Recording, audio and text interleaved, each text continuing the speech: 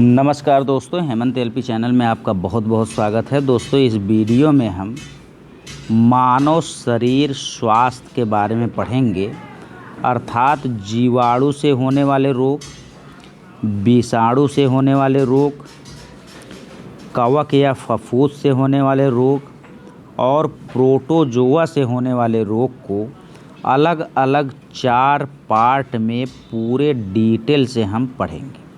यह दोस्तों general awareness में किसी भी एग्ज़ाम में जिसमें जीके जीएस आता होगा उसमें यह आ सकता है। कोई ज़रूरी नहीं है कि जिसमें साइंस आपका दिया हो उसी में आए, क्योंकि ये सारे चीज़ साइंस के अलावा जनरल अवेयरनेस में भी आते हैं। तो आप UP TET, super TET, C TET और लेखपाल का या किसी अन्य एग्ज़ाम, पुलिस है, एसआई है, अगर इन चीज़ों की तैयारी कर रहे हैं तो आप इन वीडियो को देख सकते हैं। तो चलिए शुरू करते हैं। सबसे पहले देखिए, जीवाणु या इसी को अंग्रेजी में बैक्टीरिया कहा जाता है। तो जीवाणु या बैक्टीरिया से होने वाले रोग यानी बैक्टीरियल डिजीज, ठीक है। तो देखिए, जीवाणु या बैक्टीरिया से होने वाला सबसे पहला रोग टिटनस होता है। दोस्तों, इससे पहले हम जान लेते हैं कि जीवाणु क्या होता है। देखिए, जीवाणु या बैक्टीरिया जो होता है यह एक जीव ही है। यह एक क्या है? जीव है जो एक कोशिकीय होता है। क्या होता है? एक कोशिकीय, यानी यह एक कोशिकीय जीव है जिसमें केंद्रक नहीं पाया जाता है। और ये जो जीव होते हैं, जो जीवाणु होते हैं, यह विकार से उत्पन्न होने वाले होते हैं और ये अनेक रोग फैलाते हैं। मतलब ये जीवाणु अगर आपके शरीर में चले गए तो ज़्यादातर जीवाणु जो होते हैं अनेक रोग फैलाते हैं, अनेक रोगों की उत्पत्ति आपके शरीर में कर देते हैं। लेकिन कुछ ऐसे भी होते हैं जो आपके शरीर के लिए लाभदायक होते हैं। अर्थात आप कह सकते हैं कि जीवाणु सूक्ष्म जीव है जो प्रायः एक कोशिकीय होते हैं। ये अकेंद्रिक, यानी इसमें केंद्रक नहीं पाया जाता है, लेकिन कोशिका भित्ति होती है। एक कोशिकीय सरल जीव हैं और प्रायः ये सर्वत्र यानी सभी जगह पाए जाते हैं। इनका आकार कुछ मिलीमीटर में होता है। इनकी आकृति गोल भी हो सकती है या चक्राकार भी हो सकती है या छड़ की तरह हो सकती है। मतलब बहुत से प्रकार की हो सकती है इनकी आकृति। तो इन्हीं को आप क्या कहते हैं? इन्हीं को आप जीवाणु कहते हैं। अब दोस्तों देखिए, जीवाणु की खोज जो है 1676 में, कब? 1676 में एक डच वैज्ञानिक थे।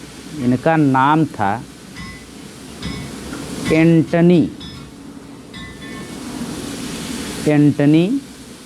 वान ल्यूहोनहुक, यानी ल्यूहोनहुक जो हैं इसके क्या हैं? खोज करता है। ठीक है दोस्तों, तो आपको जानकारी ज़रूर रहनी चाहिए कि बैक्टीरिया का खोज जो है ल्यूवानहुक ने किया है या ल्यूहानहुक ने किया है। अगर हिंदी में देखेंगे तो इन्हीं को इस तरह से लिखा मिलेगा, ल्यूवेनहाक।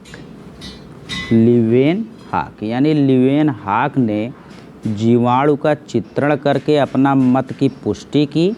इसके बाद जो है 1964 ईस्वी में फ्रांसीसी निवासी लुई पास्चर जो थे, उन्होंने इस मत को व्यक्त किया कि इन जीवाणुओं से रोग फैलते हैं। तो इन जीवाणुओं से रोग फैलने वाला जो जानकारी बताई वह बताया लुई पास्चर ने। किसने बताया? लुई पास्चर ने। बस आपको जानना है कि जीवाणु की खोज ल्यूवेनहाक ने किया था और जीवाणुओं से रोग फैलता है यह बताया था ल्यूवेनहाक ने। तो चलिए अब हम लोग शुरू करते हैं। जीवाणु से या बैक्टीरिया से होने वाला पहला रोग हम लोग देखते हैं टिटनस। तो देखिए दोस्तों, टिटनस जो होता है यह जीवाणु या बैक्टीरिया से होने वाला रोग है। यह रोग जो है एक बैक्टीरिया होता है जिसका नाम होता है बैसिलस टिटानी या बैसिलस टिटानी। तो सबसे ज़्यादा इसको बैसिलस टिटानी नामक एक जीवाणु होता है, इसी जीवाणु से टिटनस रोग होता है। जब यह जीवाणु आपके शरीर में प्रवेश कर जाता है किसी भी तरीके से, तो आपको टिटनस नामक रोग हो जाता है। अब देखिए यह आपके शरीर में प्रवेश कैसे करता है। इस रोग के बैक्टीरिया अधिकांश जंग लगे लोहे या घोड़े की मल में पाए जाते हैं। तो दोस्तों देखिए, कभी भी आपका हाथ जो है जंग लगे या मूर्छा खाए लोहे से जब कट जाता है, तो आप कहते हैं कि टिटनस का सुई लगवा लीजिए, टिटनस का टीका लगवा लीजिए, नहीं तो आपको टिटनस हो जाएगा। तो अब ये जो जंग लगा लोहा होता है उसमें पहले से ही होता है बैसिलस टिटानी, यानी ये टिटानी पहले से ही जंग लगे लोहे और घोड़े में होती है। ज्यों आपका हाथ कटता है त्यों यह संक्रमण के रूप में जंग के लोहे से आपके शरीर में ब्लड के माध्यम से जहाँ पे कटता है वहाँ से घुस जाते हैं। और जब ये घुस जाएंगे तो आपको एक रोग हो जाता है जिसका नाम है टिटनस। अब इस रोग में आपको कौन कौन से लक्षण दिखाई देंगे? आपको बहुत तेज़ी से बुखार हो जाएगा, आपके शरीर में ऐंठन होगी, बार बार अपने शरीर को आप ऐंठेंगे, पूरा शरीर ऐंठते ऐंठते धनुष के आकार में तन जाता है, आप टेढ़े हो जाते हैं, जैसे लगता है धनुषाकार हो गए हैं, बाण लगा के कोई चला सकता है। इसलिए इस रोग को धनुष टंकार रोग भी कहते हैं। तो आप जान लीजिए कि टिटनस रोग को ही हम धनुष टंकार रोग भी कहते हैं। तो जब ऐसा आपको दिखाई दे कि बहुत तेज़ बुखार है, शरीर में ऐंठन है और पूरा शरीर जो है तन जा रहा है धनुष की तरह, तो इसके उपचार के लिए आपको सोचना चाहिए कि इसके उपचार में हम क्या करेंगे। इसके उपचार में हम जो है टिटनस का टीका लगवाएंगे, और उस टिटनस के टीके का नाम जो है DPT का टीका है। तो हम DPT, टी से टिटनस, DPT का टीका लगवाएंगे। और ज्यों DPT का टीका लगवाएंगे त्यों जो जीवाणु है, बैक्टीरिया है बैसिलस टिटानी, इस बैसिलस टिटानी को DPT तुरंत जो है निष्क्रिय कर देगा, मार देगा, ख़त्म कर देगा, और हमारे शरीर से टिटनस नामक रोग बाहर चला जाता है। और अगर सही समय पे हम इस रोग का उपचार नहीं करते हैं तो हमारी तंत्रिका तंत्र जो है प्रभावित होती है। आप जानते हैं तंत्रिका तंत्र के दो भाग होते हैं, एक होता है मस्तिष्क और एक होता है मेरु रज्जु। तो मेरु रज्जु जो होता है, अनैच्छिक क्रिया जो है इसी मेरु रज्जु से ही होती है, जैसे छींक आना इत्यादि जो अनैच्छिक क्रिया होती है, दिल का धड़कना। तो अगर आपका तंत्रिका तंत्र काम करना बंद कर देगा, जो अनैच्छिक क्रियाएं हैं वो भी काम करना बंद कर देंगी, अर्थात आपका मेरु रज्जु पूरी तरीके से प्रभावित हो जाएगा, अर्थात आपका तंत्रिका तंत्र प्रभावित हो जाएगा और आपकी मृत्यु अंतिम में हो सकती है। ठीक है दोस्तों, तो हमने आपको बताया कि टिटनस नामक रोग जो होता है जीवाणु से होता है, जो बैसिलस टिटानी नामक जीवाणु के द्वारा होता है, जो जंग लगे लोहे पर पाया जाता है।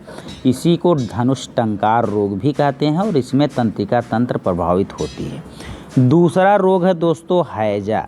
हैजा को अंग्रेजी में कहते हैं कालरा।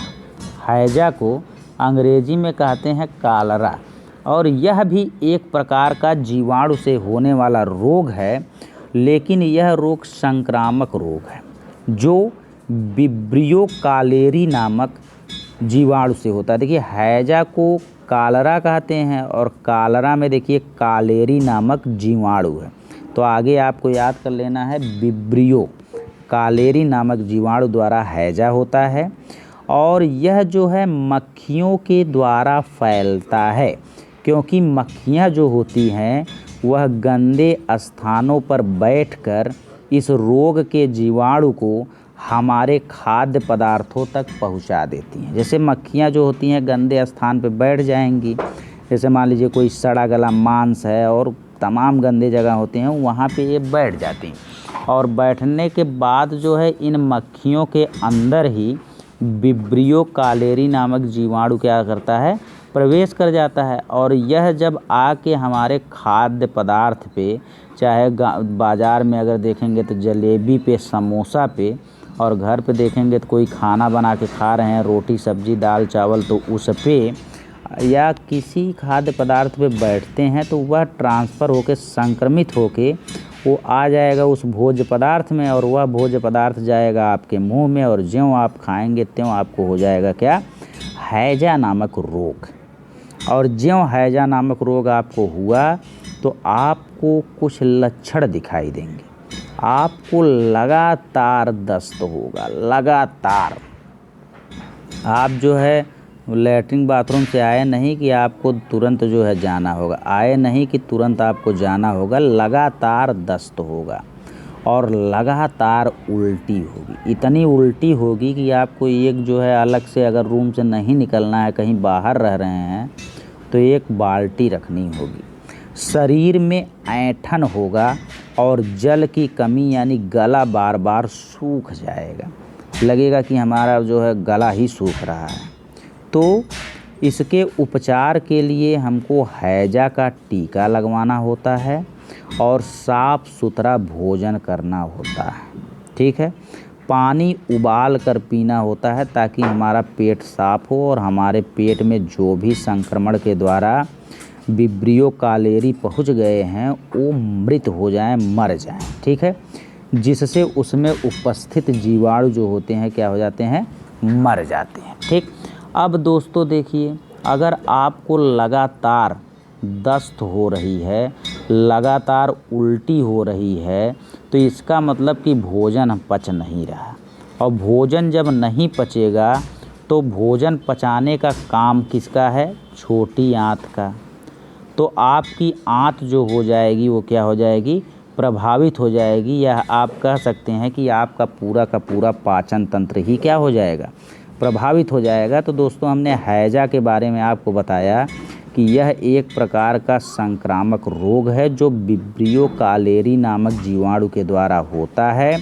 मक्खियों द्वारा यह फैलता है। मक्खियाँ गंदे स्थानों पर बैठ के इस रोग के जीवाणु को हमारे खाद्य पदार्थों तक पहुंचाकर प्रसार कर देती हैं। इसमें हमें लगातार दस्त और उल्टियाँ होती रहती हैं और हमारे शरीर में जल की कमी भी महसूस होती है, जैसे लगता है गला सूख गया है। तो इसके उपचार के लिए हैजा का टीका लगवाना चाहिए और साफ़ सुथरा भोजन करना चाहिए। इसमें हमारी आंत या पाचन तंत्र पूरी तरीके से प्रभावित हो जाता है। इसके बाद दोस्तों तीसरा आता है टाइफाइड।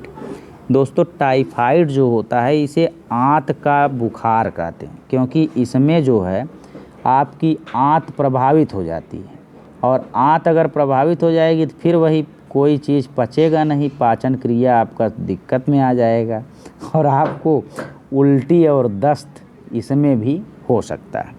और यह जो टाइफाइड है वो सोल्मोनेला टाइफी नामक जीवाणु से होता है।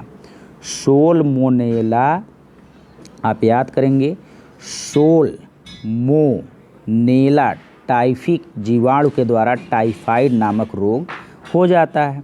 अब दोस्तों टाइफाइड नामक रोग होता कहाँ से, यह गंदे पानी को पीने से होता है। मोस्ट इम्पॉर्टेंट क्वेश्चन कि टाइफाइड गंदे पानी या प्रदूषित पानी को पीने से होता है।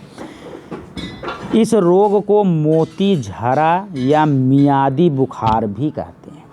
इस रोग को हम मोती झरा और मियादी बुखार भी कहते हैं। इसका लक्षण दोस्तों कैसे पता चलता है, इसमें बहुत तेज़ बुखार आता है और सिर दर्द बना रहता है और शरीर पर लाल लाल दाने भी कभी कभी निकल जाते हैं। जब बहुत ज़्यादा टाइफाइड रहता है तो शरीर पे लाल लाल दाने भी निकल जाते हैं।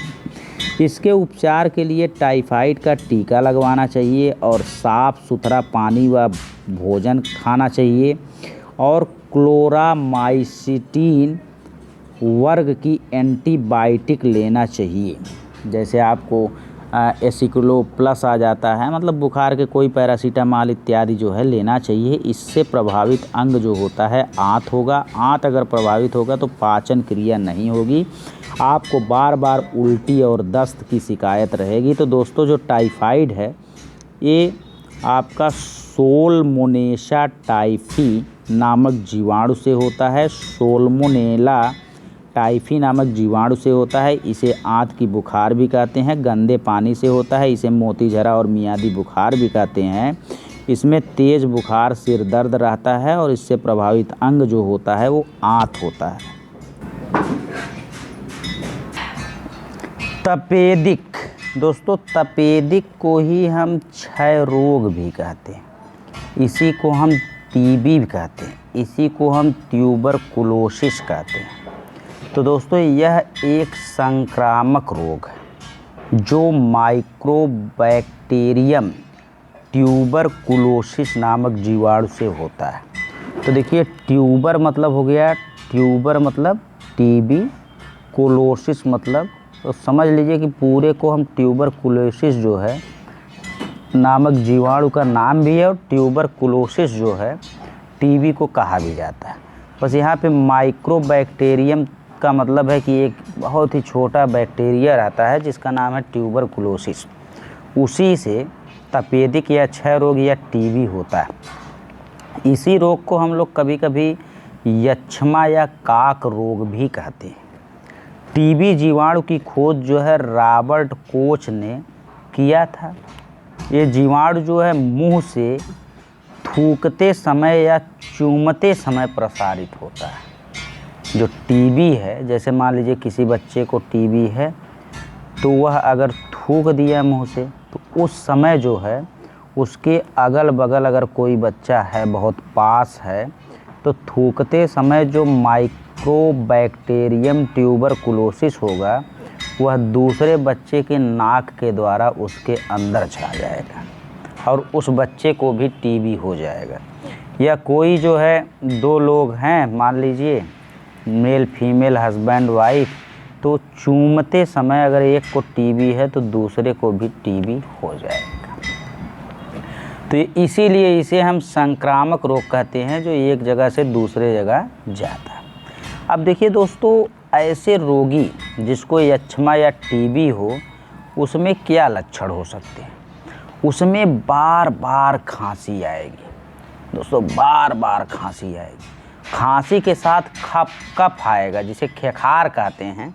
तो बार बार खांसी आएगी, बार बार कफ आएगा, बार बार उसको थूकना होगा और कभी कभी तो खांसी के साथ उसके मुंह से खून भी आ जाता है, रुधिर भी आ जाता है और हल्का बुखार तो हमेशा बना ही रहता है।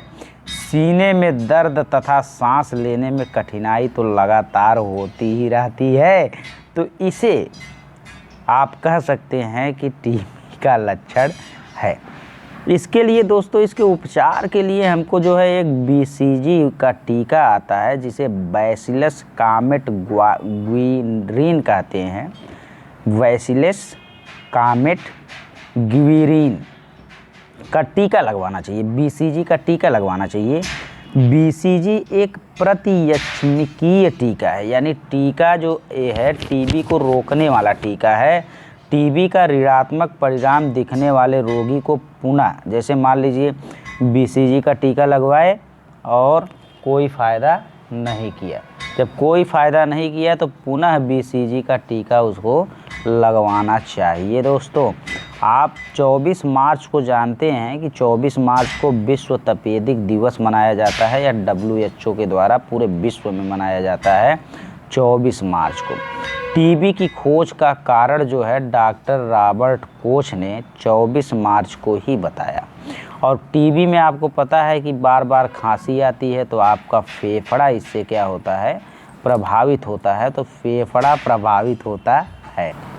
तो दोस्तों, तपेदिक रोग को क्षय रोग कहते हैं, इसी को ट्यूबरकुलोसिस कहते हैं। और आप जानते हैं माइक्रोबैक्टीरियम ट्यूबरकुलोसिस नामक जीवाणु से यह संक्रामक रोग होता है। इसकी खोज रॉबर्ट कोच ने की थी। इसमें बार बार खांसी, उसके साथ कफ, कभी कभी रुधिर भी आ जाता है, सीने में दर्द भी होती है। इसमें बीसीजी का टीका लगवाना चाहिए और इससे फेफड़ा अंग जो होता है वह प्रभावित होता है। ठीक है दोस्तों, अगला है डिप्थीरिया। डिप्थीरिया जो है एक बैक्टीरिया या जीवाणु से होने वाला रोग है। यह भी कुछ खांसी ओसी वाला ही रोग है। देखिए, यह रोग कोरिनो बैक्टीरियम डिप्थीरी नामक जीवाणु से होता है। तो देखिए कोरिनो मतलब कोरोना टाइप लिखा है, और कोरोना में भी वही खांसी सर्दी जुकाम होता है। तो कोरिनो बैक्टीरियम डिप्थीरी नामक जीवाणु से होता है डिप्थीरिया। इस रोग के बैक्टीरिया अधिकांश गंदे जल, गंदे फल, अन्य खाद्य पदार्थों पर पाए जाते हैं। तो गंदा जल अगर आप पी रहे हैं और गंदे फल खा रहे हैं जिस पे मक्खियाँ उक्खियाँ बैठी हैं, अन्य खाद्य पदार्थ जो गंदे हैं खा रहे हैं, तो आपको डिप्थीरिया हो सकता है। वैसे तो यह रोग 3 से 5 वर्ष के बच्चों में अधिकतर होता है, परंतु वयस्कों में भी यह रोग हो जाता है। मतलब ज़्यादातर यह रोग जो है बच्चों को होता है जो 3 से 5 वर्ष के होते हैं, क्योंकि यह 3 से 5 वर्ष के बच्चे खाने पीने और खाद्य पदार्थों में सफाई नहीं रख पाते हैं। इसका लक्षण है कि रोगियों के श्वास नलियों में जाली बन जाती है और सांस लेने में कठिनाई आती है तथा दम घुटता है। तो इसके उपचार के लिए हमें डीपीटी टीका, जो हम टिटनस के लिए ले रहे थे, वही हम डिप्थीरिया के लिए लेंगे। तो मतलब ये डिप्थीरिया और टिटनस दोनों को रोकने का काम करता है डीपीटी टीका।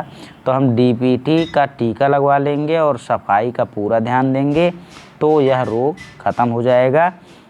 जब तक यह रोग रहेगा तब तक आपका गला यानी श्वास नली जो है प्रभावित रहेगी, आपको सांस लेने में कठिनाई होगी और दम घुटेगा। ठीक है।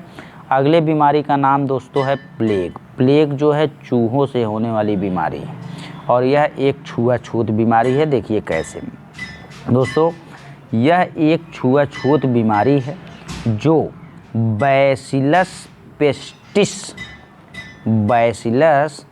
पेस्टिस नामक जीवाणु के द्वारा होती है। इसका संक्रमण चूहों पर पाए जाने वाले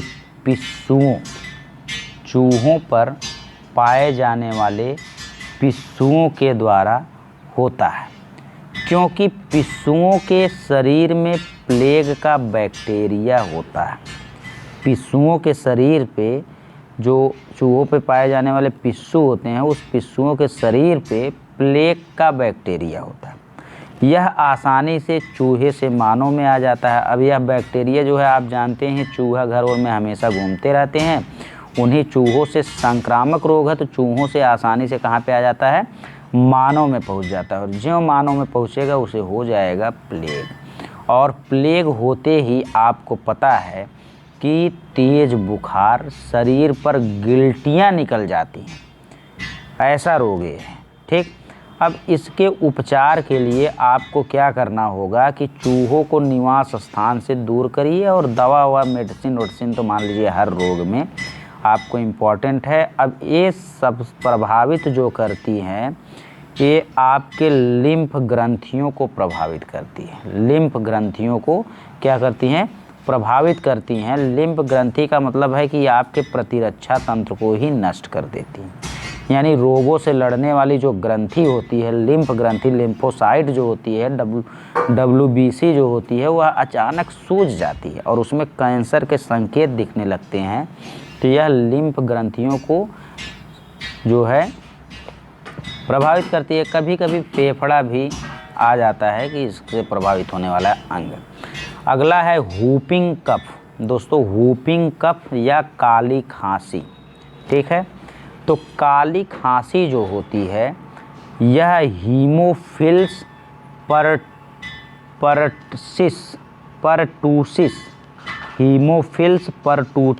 परटूसिस नामक जीवाणु से होता है। यह भी मुख्यतः काली खांसी हो गया, डिप्थीरिया हो गया, ये सारे रोग ज़्यादातर बच्चों में होते हैं। इस रोग का प्रसार प्रायः हवा द्वारा होता है। इसमें बच्चे को लगातार खांसी आता रहता है, और हमने आपको बताया है कि चाहे डिप्थीरिया रहे, चाहे काली खांसी रहे, चाहे टिटनस रहे, चाहे आपका ये परटूसिस रहे, ये सारे के सारे रोग के लिए आपको डीपीटी का ही टीका लगवाना है। इससे भी अब देखिए खांसी आ रही है, तो इससे भी प्रभावित अंग क्या होगा, फेफड़ा होगा। काली खांसी से प्रभावित अंग फेफड़ा होगा। अगला है दोस्तों निमोनिया। निमोनिया जो होता है न्यूमोनी जीवाणु यानी डिप्लोकोकस न्यूमोनी जीवाणु से होता है। यह रोग जो है सांस लेने में कठिनाई व तेज बुखार, मतलब निमोनिया आपको हो गया तो आपको सांस लेने में कठिनाई होगी और आपको तेज़ बुखार हो जाएगा। तो इसमें रोगी को ठंड से बचाते हैं, ठंडी जब लगती है तभी निमोनिया होता है, तो ठंड से बचाएंगे तो निमोनिया नहीं होगा। और अब आप जान रहे हैं कि निमोनिया होने में सांस लेने में अगर कठिनाई होगा तो बताइए कौन सा अंग प्रभावित होगा जिससे सांस लेते हैं, अर्थात फेफड़ा आपका जो है प्रभावित हो जाएगा। अगला रोग अगर हम देखते हैं तो कोढ़ है। कोढ़ को हम कुष्ठ रोग या लेप्रोसी कहते हैं, और लेप्रोसी जो होता है वह लेप्री नामक जीवाणु से होता है, जिसका पूरा नाम है माइक्रोबैक्टीरियम लेप्री। और यह भी एक संचारणशील रोग, संचारण का मतलब एक जगह से दूसरे जगह संचरित होता है, ठीक है।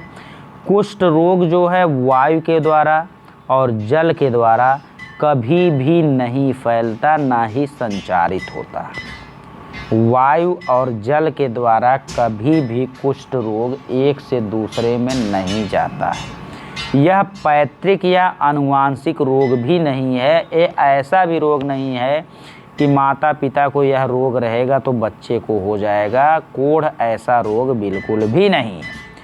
कुष्ठ रोग तभी संचारित होता है जब एक व्यक्ति किसी रोगी व्यक्ति के संपर्क में काफ़ी घनिष्ठता से रहता हो, चाहे पति पत्नी हो सकता है या घर परिवार का कोई भी हो सकता है, जो या दोस्त ही हो सकता है, जो एक साथ काम करते हों, ज़्यादातर एक साथ रहते हों। तो घनिष्ठता से जब आप रहेंगे, ज़्यादातर पति पत्नी ही, तो आपको कुष्ठ रोग होने का डर रहता है, अगर आपके साथी को हुआ है तो।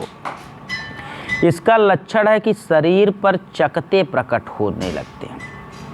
जहाँ पर यह रोग होता है वहाँ संवेदनशीलता समाप्त हो जाती है। वहाँ पर अगर कोई निकोटेगा, चिकोटी मारेगा, तब भी आपको नहीं पता चलेगा, क्योंकि यह रोग जो है जहाँ पे होता है वो उस त्वचा की संवेदनशीलता को समाप्त कर देती है। वहाँ पे स्पर्श का बिल्कुल भी अनुभव नहीं होगा। अब इसके उपचार के लिए आप जो है एंटीसेप्टिक स्नान कर सकते हैं, जैसे डिटॉल है, इस तरीके के कई लिक्विड आते हैं जिसको आप पानी में डाल के स्नान कर सकते हैं। और इससे भी प्रभावित अंग जो होता है वह तंत्रिका तंत्र होता है। तंत्रिका तंत्र का मतलब वही हो गया मस्तिष्क और मेरुरज्जु जो है आपका, यह प्रभावित होगा। कोढ़ जब आपको होता है तो आपका दिमाग काम करना और जो है आपका अनैच्छिक ऐच्छिक क्रिया जो है गड़बड़ा जाती है। तो कुल मिला जुला के कोढ़ जो होता है माइक्रोबैक्टीरियम लेप्री नामक जो है जीवाणु से होता है और संचारणशील रोग है। एक व्यक्ति किसी दूसरे रोगी के साथ अगर बहुत घनिष्ठता से है तभी यह रोग दूसरे को संचरित होता है, और इससे प्रभावित अंग जो होता है वह तंत्रिका तंत्र होता है। इसके अलावा दोस्तों देखिए एक रोग है सुजाक। सुजाक को हम गोनोरिया कहते हैं। तो यह गोनोरिया जो है नाइजीरिया गोनोरी नामक जीवाणु से होता है और इसमें प्रजनन अंग आपका प्रभावित होता है। एक रोग का नाम है सिफिलिस। तो जो सिफिलिस होता है वह ट्रेपोनेमा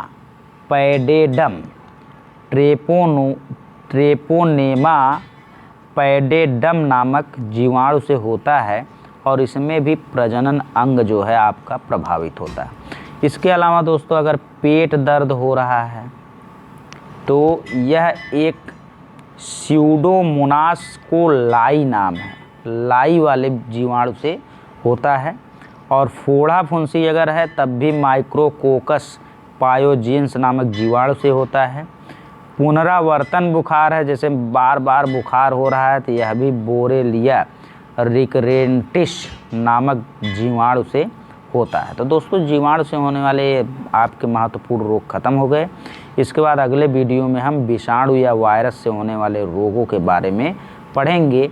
और दोस्तों देखिए इसका जो ट्रिक है, इस ट्रिक को हम लोग आपके इसी वीडियो के डिस्क्रिप्शन बॉक्स में लिख देंगे और उस ट्रिक का भी आप सहारा ले सकते हैं। धन्यवाद दोस्तों।